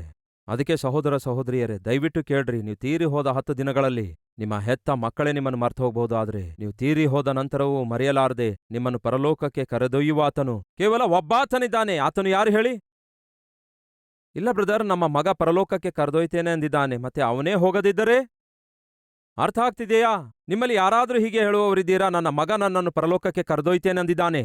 ನಿಮ್ಮ ಮಗನು ನಿಮ್ಮನ್ನು ಪರಲೋಕಕ್ಕೆ ಕರ್ಕೊಂಡು ಹೋಗೋದನ್ನು ಬಿಡಿ, ವೃದ್ಧಾಶ್ರಮಕ್ಕೆ ಕರೆದೊಯ್ದಿದ್ರೆ ಸಾಕು, ಓಲ್ಡ್ ಏಜ್ ಹೋಮ್ಗೆ ಕರೆದೊಯ್ಯದಿದ್ರೆ ಸಾಕು, ಕನಿಷ್ಠ ಸಮಾಧಿ ಕಾರ್ಯಕ್ರಮಗಳಾದರೂ ಸರಿಯಾಗಿ ಮಾಡಿದ್ರೆ ಸಾಕು. ಎಷ್ಟೋ ತಂದೆ ತಾಯಿ ದಿನ ಬಂದು ಅಳ್ತಾರೆ, ಅಯ್ಯ ಗ್ಯಾರಂಟಿ ಇಲ್ಲ ಅಯ್ಯ. ಎದಕ್ಕಾಗಿ ಅಮ್ಮ? ನಾನು ಸತ್ರೆ ಮಗ ಬಂದು ಕರ್ಕೊಂಡು ಹೋಗಿ ಸಮಾಧಿ ಮಾಡುತ್ತಾನೆಂದು ಗ್ಯಾರಂಟಿ ಕೂಡ ಇಲ್ಲ ಅಯ್ಯ. ಆಗ ನನಗೆ ಹೇಳ್ತಾರೆ, ನಮಗೊಂದು ಮಾತು ಕೊಡುವೀರಾ? ಒಂದು ಮಾತು ಕೊಡುವೀರಾ? ಒಂದು ವೇಳೆ ನಾನು ಸತ್ರೆ ನಿಮ್ಮ ಸೇವಕರನ್ನು ಕಳಿಸಿ ಕನಿಷ್ಠ ನನ್ನನ್ನು ಸಮಾಧಿ ಸ್ಥಳಕ್ಕೆ ಕೊಂಡೊಯ್ಯುವ ವ್ಯವಸ್ಥೆ ಏನಾದರೂ ಮಾಡುವೀರಾ? ಏನಮ್ಮ, ನಿಮಗೆ ಮಕ್ಕಳಿಲ್ಲವೋ? ಮಕ್ಕಳಿಲ್ಲದಿರುವುದೇನಯ್ಯ? 3 ಮಂದಿ ಮಕ್ಕಳಿದ್ದಾರೆ, ಈಗಲೇ ಹಂಚಿಕೊಂಡಿದ್ದಾರೆ, ಆಸ್ತಿ ಎಲ್ಲ ಹಂಚಿಕೊಂಡಿದ್ದಾರಯ್ಯ. ನನ್ನನ್ನು ಒಬ್ಬಂಟಿಗಳಾಗಿ ಬಿಟ್ಬಿಟ್ಟು ಹೋಗಿದ್ದಾರೆ, ಒಂದು ಸಾರಿ ಕೂಡ ನೋಡಲು ಬಂದಿಲ್ಲ. ಅರ್ಥ ಆಗ್ತಿದೆಯಾ ಸಹೋದರ ಸಹೋದರಿಯರೇ? ಪ್ರಪಂಚವೆಲ್ಲ ನಿಮಗೆ ಬೇಕೋ? ಪ್ರಪಂಚವೆಲ್ಲ ನಿಮಗೆ ಆಧಾರವಾಗಿರಬೇಕೋ? ಹೇಳಿರಿ, ಪ್ರಪಂಚವೆಲ್ಲ ನಿಮಗೆ ಆಧಾರವಾಗಿದ್ರೂ ಸಹ ಪರಲೋಕಕ್ಕೆ ಮಾತ್ರ ಕರೆದೊಯ್ಯುವಾತನು ಒಬ್ಬನೇ, ಆತನೇ ಕರ್ತನಾದ ಯೇಸು ಕ್ರಿಸ್ತನು. ಪ್ರಪಂಚವೆಲ್ಲ ನಿಮ್ಮನ್ನು ಬಿಟ್ಟು ಬಿಟ್ಟರೂ ಸಹ ನಿಮಗೆ ಆಧಾರವಾಗಿ ನಿಲ್ಲುವಾತನು ಯಾರಿದ್ದಾರೆ? ಒಬ್ಬಾತನಿದ್ದಾನೆ, ಆತನೇ ಕರ್ತನಾದ ಯೇಸು ಕ್ರಿಸ್ತನು. ಆತನು ನಿಮ್ಮ ಸಂಗಡ ಇದ್ದರೆ ಸಾಕು. ಇರೋ ದೊಡ್ಡ ವಿಷಯವೇನೆಂದರೆ, ಆತನು ಹೇಳ್ತಾನೆ, ಜೊತೆ ಇರೋದೇನು? ನಿನ್ನನ್ನು ನನ್ನ ಅಂಗೈನಲ್ಲೇ ಚಿತ್ರಿಸಿಕೊಂಡಿದ್ದೇನೆ, ಯಾವಾಗಲೂ ನಿನ್ನನ್ನೇ ನೋಡಿಕೊಳ್ತಾ ಇರ್ತೇನೆ. ಭೂಮಿಯ ಮೇಲಿರುವಾಗ ಆತನ ಕಣ್ಣು ನಿಮ್ಮ ಮೇಲಿರುತ್ತೆ, ನೀವು ಭೂಲೋಕ ಬಿಟ್ಟಾಗ ನೀವು ಶಾಶ್ವತವಾಗಿರೋದು ಆತನೊಂದಿಗೆ. ಆತನೊಂದಿಗೆ ನೀವು ಏರ್ಪಡಿಸಿಕೊಂಡಿರುವ ಈ ಶಾಶ್ವತವಾದ ಬಾಂಧವ್ಯವುಳ್ಳವರಾಗಿ ನೀವು ಸಂತೋಷದಿಂದ ಜೀವಿಸಿರಿ. ಈ ಭೂಲೋಕದಲ್ಲಿ ಪ್ರಶಾಂತವಾಗಿ ಬದುಕಿರಿ. ನೀವು ಈ ಲೋಕಯಾತ್ರೆ ಮುಗಿಸಿದ ನಂತರ ಆ ಯೇಸುವೇ ನಿಮ್ಮನ್ನು ತನ್ನ ರಾಜ್ಯಕ್ಕೆ ಕರೆದೊಯ್ಯುವುದಷ್ಟೇ ಅಲ್ಲ, ಆತನೊಂದಿಗೆ ಸೇರಿ ನೀವು ಏನಂತೆ ಭೋಜನ ಮಾಡ್ತೀರಿ. ಇಂತಹ ಮಹಾಭಾಗ್ಯ ಪ್ರತಿಯೊಬ್ಬರೂ ಹೊಂದಿಕೊಳ್ಳಲೆಂದು ಕೋರ್ತೇನೆ. ಬನ್ನಿ ಪ್ರಾರ್ಥಿಸೋಣ.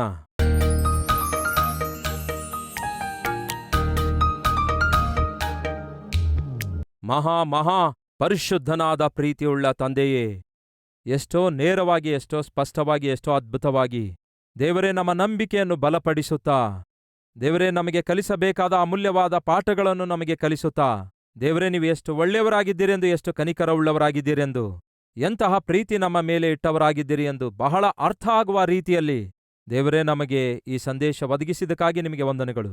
ಯಾವತ್ತೇ ಆಗಲಿ ನಿಮ್ಮ ಸನ್ನಿಧಿಯಲ್ಲಿ, ಯಾವತ್ತೇ ಆಗಲಿ ನಿಮ್ಮ ವಾಕ್ಯ ಕೇಳುವಾಗ ನೇರವಾಗಿ ನಮ್ಮ ಜೀವಿತದಲ್ಲಿ ಏನಾಗ್ತಿದೆಯೋ ಅದನ್ನು ನೋಡಿದ ದೇವರಾಗಿರುವುದರಿಂದ ನೋಡಿರುವಂತೆಯೇ ಮಾತಾಡುತ್ತೀರಿ. ನಿಮಗೆ ವಂದನೆ, ಸ್ತುತಿ, ಸ್ತೋತ್ರಗಳನ್ನು ಸಲ್ಲಿಸುತ್ತೇವೆ. ದೇವರೇ, ಶ್ರೇಷ್ಠವಾದ ದಿನಗಳು ಬರಲಿಕ್ಕಿವೆ ಎಂದು, ಒಳ್ಳೆ ದಿನಗಳು ಬರಲಿಕ್ಕಿವೆ ಎಂದು ನಾವು ಹುಡುಕಿದರೂ ಸಹ ದೇವರೇ ನಮಗೆ ಶತ್ರುಗಳು ಕಾಣಿಸಲಾರದಷ್ಟು ದೇವರೇ ನಮ್ಮನ್ನು ನೀವು ಭದ್ರಪಡಿಸಿ ಆಶೀರ್ವದಿಸಲಿಕ್ಕಿದ್ದೀರಿ ಎಂಬುದಾಗಿ ಬಹುಶ್ರೇಷ್ಠವಾದ ಸಂದೇಶದ ಮೂಲಕ ಮಾತನಾಡಿದ್ದೀರಿ. ನಿಮ್ಮ ಕಣ್ಣುದೃಷ್ಟಿ ಯಾವಾಗಲೂ ನಮ್ಮ ಮೇಲೆ ಇವೆ. ಒಂದು ನೊಣವೂ ಕೂಡ ಕೂತ್ಕೊಳ್ಳದಂತೆ ಕಾಪಾಡುವಂತಹ ಮಹಾದೊಡ್ಡ ದೇವರು ನೀವಾಗಿದ್ದೀರಿ. ಅದಕ್ಕಾಗಿ ನಿಮಗೆ ವಂದನೆಗಳು, ಸ್ತುತಿ, ಸ್ತೋತ್ರಗಳನ್ನು ಸಲ್ಲಿಸುತ್ತೇವೆ. ಕರ್ತನೇ, ವೈಯಕ್ತಿಕವಾಗಿ ಯಾರ್ಯಾರು ಯಾವ ಯಾವ ಸಮಸ್ಯೆಯನ್ನು ದೇವರೇ ನಿಮ್ಮ ಬಳಿಗೆ ತಂದು ಒಪ್ಪಿಸಿದ್ದಾರೋ ಅವರ ಸಮಸ್ಯೆಯನ್ನು ಪರಿಷ್ಕರಿಸಿ ಅವರಿಗೆ ಸಮಾಧಾನವನ್ನು ದಯಪಾಲಿಸಿರಿ. ಅವರನ್ನು, ಅವರ ಕುಟುಂಬವನ್ನು ವಿಶೇಷವಾಗಿ ದರ್ಶಿಸಿ ಕಾಯ್ದು ಕಾಪಾಡಿರೆಂದು ಯೇಸುವಿನ ನಾಮದಲ್ಲಿ ಬೇಡಿ ಹೊಂದಿದ್ದೇವೆ ತಂದೆಯೇ. ಆಮೆನ್.